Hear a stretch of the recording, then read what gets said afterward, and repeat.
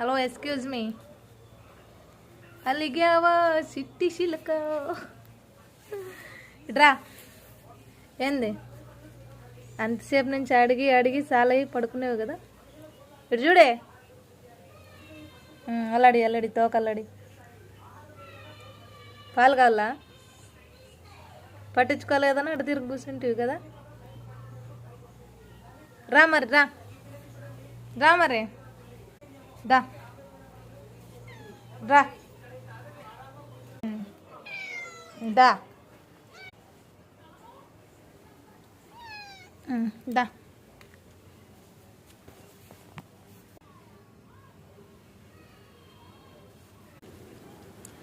అలిగింది friends, వచ్చి అడిగింది.